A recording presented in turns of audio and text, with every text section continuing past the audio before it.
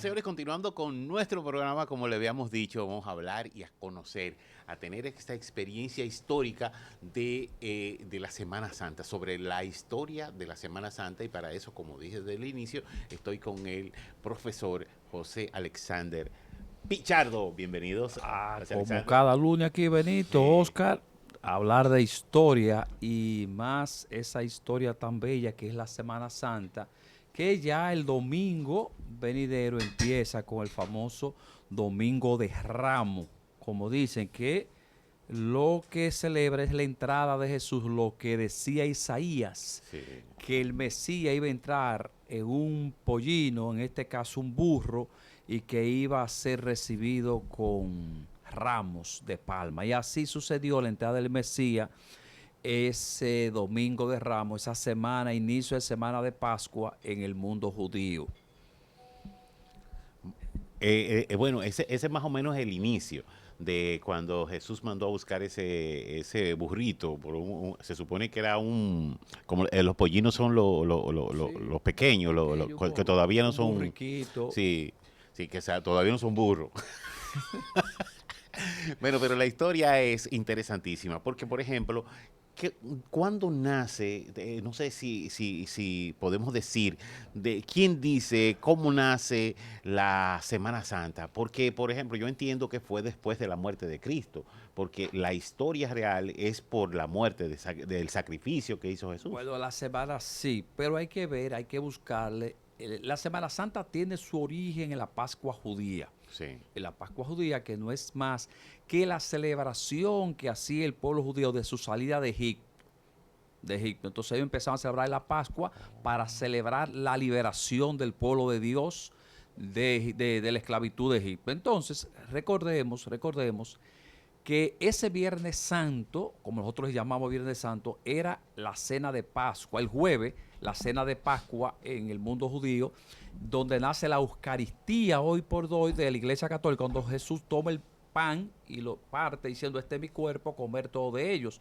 Y luego coge el vino, dice, este es mi sangre, beber todo de ellos. Entonces, a partir de ahí, eso es judío, eso es la Pascua judía. Ahora, la Semana Santa como la conocemos en Occidente, hay que buscar su origen entre el siglo IV y el siglo V, según San Jerónimo, cuando muchas personas de Occidente se iban a Jerusalén, a los lugares santos, a cantar himno y una serie de celebraciones. Entonces ahí inicia esa tradición de la Semana Santa, pero no va a ser, Benito y amigo televidente, hasta el año 1342, ya en el siglo XIV, cuando los franciscanos toman el régimen, la gobernanza de los lugares santos. ¿Por qué digo esto, la gobernanza? Porque hay que acordarnos de las famosas cruzadas que empiezan en el año 1099 con Urbano II y que se extienden hasta el siglo XIII con la última o una de las más famosas, Ricardo Corazón de León, que era rey de Inglaterra. Entonces la cruzada era un toma y daca entre cristianos recuperando los lugares santos de los infieles, como ellos le llamaban a los musulmanes, que ahí sale Saladino, el famoso Saladino. Era un toma y daca, tanto lo tomaban los musulmanes en esa guerra de cruzada, la ciudad santa, Jerusalén, como la tomaban los cristianos. Entonces el año ya 1342, los franciscanos toman ya la gobernanza de lo que es la ciudad santa o los lugares santos, y desde ahí entonces empieza la tradición, empieza por Italia, donde empiezan a replicar esos signos y esas tradiciones que ya se estaban dando en el pueblo cristiano, pero en Jerusalén. Entonces ahí inicia esa tradición que tenemos ya de manera formal, aunque digo, siglo cuarto, quinto inicia, pero le da ya el peso que tenemos hoy en día, la gobernanza, lugares santos de los franciscanos a partir del año 1342. ¿Por qué una semana? Porque, bueno, yo entiendo, como bien estuvimos hablando de las La Pascua etapas. judía es una imitación de la Pascua judía, simplemente se le va a implementar el tridium, como le llama el tridium, que no es más que esos 3 días cruciales para el cristianismo, el triduo no es más que la crucifixión, un Viernes Santo o el viernes, ese día tranquilo de reposo para orar, meditar, reflexionar del sábado y la resurrección de Cristo el domingo. Pero eso es no vamos a decir una imitación, pero es un paralelismo a la Pascua judía, simplemente cambia porque entonces en Occidente del cisma cristiano, o sea, Cristo aparece y se le da ese toque diferente, por eso es la semana completa, porque es no una imitación, pero sí algo tomado de la Pascua judía, que era Un una semana. paralelismo. Un paralelismo, algo se tomó de la Pascua judía, de que te decía que esas tradiciones vienen de allá, entonces por eso una semana completa tomaban los judíos para la celebración y nosotros la adoptamos, simplemente la implementamos, que nosotros queremos en Jesucristo, los judíos saben que todavía siguen el judaísmo, entonces le añadimos el tridium, que es crucifixión, sábado para reflexionar y domingo De resurrección. resurrección, Así correcto. mismo. La verdad que la historia de la Semana Santa, uno pensar todo el trayecto de la vida de Jesús, todo lo que pasó antes de en el monte orando, mientras Monte de los Olivos. sí, mientras los apóstoles estaban durmiendo, lo van a buscar, comienza la tragedia de ahí en adelante. O sea, la verdad que es una historia fantástica y por eso hemos traído parte de esa historia, para que la gente entienda qué es lo que se hace, qué es lo que se recuerda para esa fecha. Porque yo digo celebración también puede ser si es una celebración litúrgica. Exactamente. Totalmente. Pero ¿qué ha pasado hoy por hoy? Que es una celebración carnal. Ujú.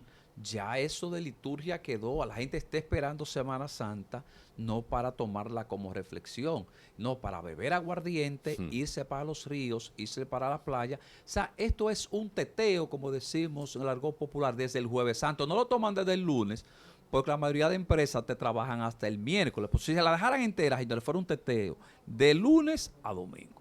Lamentablemente. Vamos a hablar un poquito de las etapas que se vivieron durante esa El etapa Vía Crucis, del Vía como- Crucis, así que le dicen Sí, sí. de manera religiosa. Religiosa, que la vía crucis no es más que la vía de la cruz o el camino de la cruz que tomó Jesús.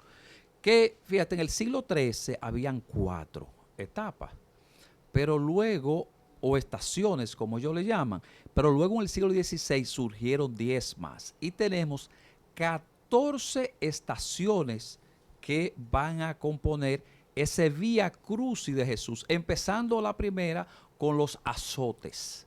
Sabemos que cuando Jesús es acusado por el Sanedrín, que es los grandes sacerdotes, Caifás a la cabeza, acusa a Jesús, lo llevan ante Pilato, Pilato lo azota porque no le ve gran cosa, y lo manda a Herodes.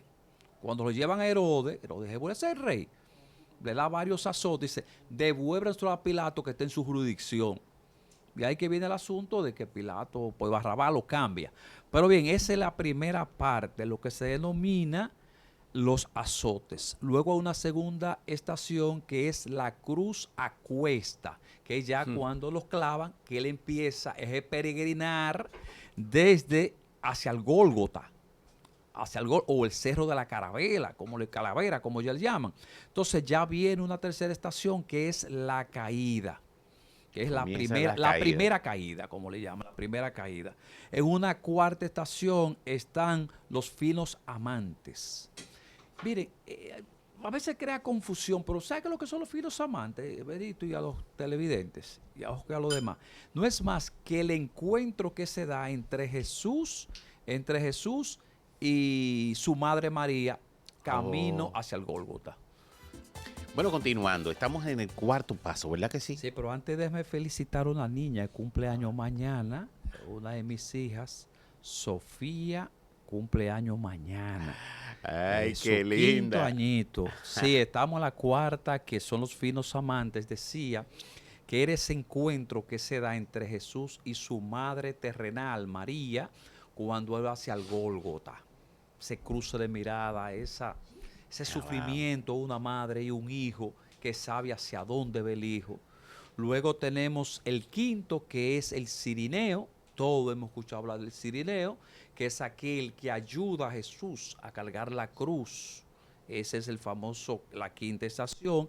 La sexta estación está la Verónica, que dice que tomó un manto y les quitó el sudor, que muchos dicen que el rostro de Jesús pudo haber quedado impregnado en la Verónica, que es distinto al sudario de Turín, que dice que es el sudario donde envolvieron a Jesús, que está en Turín, Irlanda, pero eso es una historia que podemos un día de esto tratarla.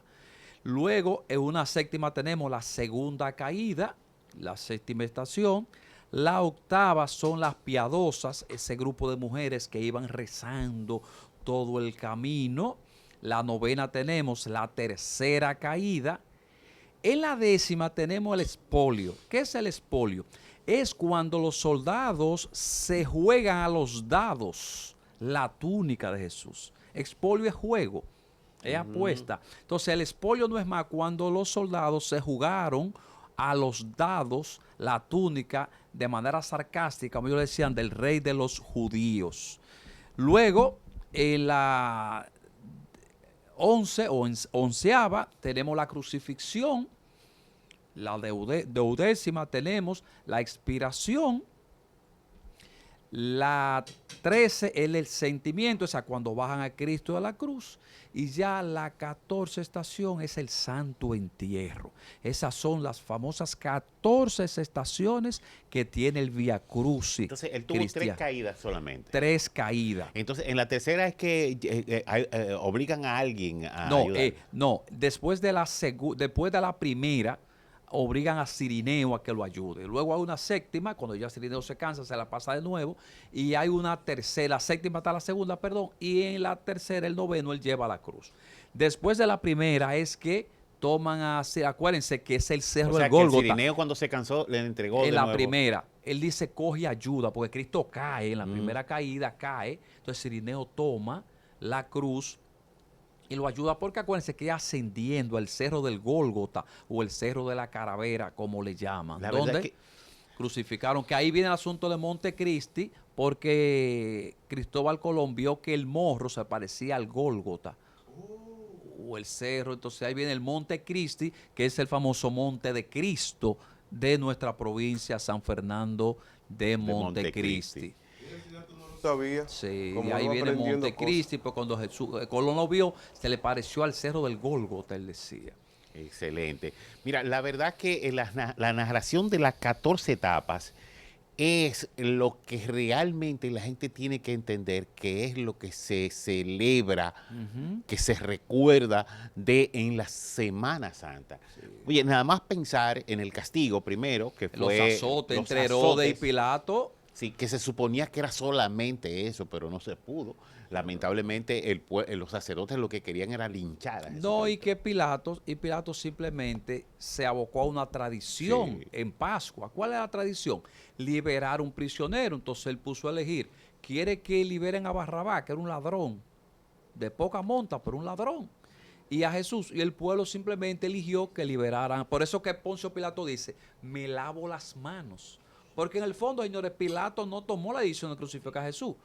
Fue el pueblo, empujado por el Sanedrín, o sea, los sacerdotes, encabezados por Caifás, fue los que empujaron al pueblo a apostar por la liberación de Barrabás. O sea, que no es Pilato. Por eso que Pilato dice, me lavo las manos, yo puse a elegir. Sí, exactamente. O sea, eso no es una culpa mía. La verdad que... No cabe una tradición de liberar uno. Yo puse a elegir. Ustedes eligieron a Barrabás, se soltó Barrabás. Imagínate tú, después de todos esos azotes, ponerle encima ese madero. No, pero tú no hablas del madero, pero habla de la cruz a cuesta. Pero antes de la cruz a cuesta, acuérdense que lo clavaron con unos clavos bien largos por los metatarsos, aquí, y el metatarso aquí en el pie y aquí, porque uno está hablando ya de la cruz a cuesta, pero las 14 estaciones no habla de crucifixión como tal, y no del proceso completo, y habla de la cruz a cuesta, pero ya él tiene ya está clavado. O sea, la cruz no es aquí, o sea, lleva la cruz a cuesta, perfecto, aquí, a cuesta, al hombro, y lo crucifica en el Gólgota, pero no habla de la crucifixión como tal, cuando lo clavan así. Sí, exactamente. Ese es otro tormento ya cuando están a la orilla o en la cima del cerro del Gólgota. Que no es fácil. La verdad que es una historia, se puede decir hasta cruel, de uno cada vez que uno recuerda este tipo de sufrimiento, de castigo que recibió el Hijo de Dios Y en nosotros, favor de y, nosotros. y nosotros lo celebramos. Exacto. O sea, no litúrgicamente, carnalmente nos los gozamos. O sea, nosotros estamos en un tiempo donde estamos gozándonos, riéndonos de la crucifixión del Hijo de Dios. Y no es que no lo haga, pero recuerde, sáquele 10, 15, no, 20 no, minutos, no. una hora si puede. Y hay un viaje de allantoso que van a las 7 iglesias los viernes y es por estar en Chelcha. Sí. Que es por Chelcha la mayoría. que va. Por Pero la verdad, Chelcha, van sí. por Chelcha, por tenerle coro, pero no van como devotos, van para estar en la Chelcha. Así es. Bueno, Yo siempre he dicho, es mejor si yo voy a chechar, yo prefiero quedarme en mi casa y En digo, tu Señor, casa. perdóname, yo no voy para allá porque yo sé que voy a chechar, que voy a mirar, que voy a observar a la muchachona, lo que sea, de ahí para la playa. Yo prefiero ser coherente.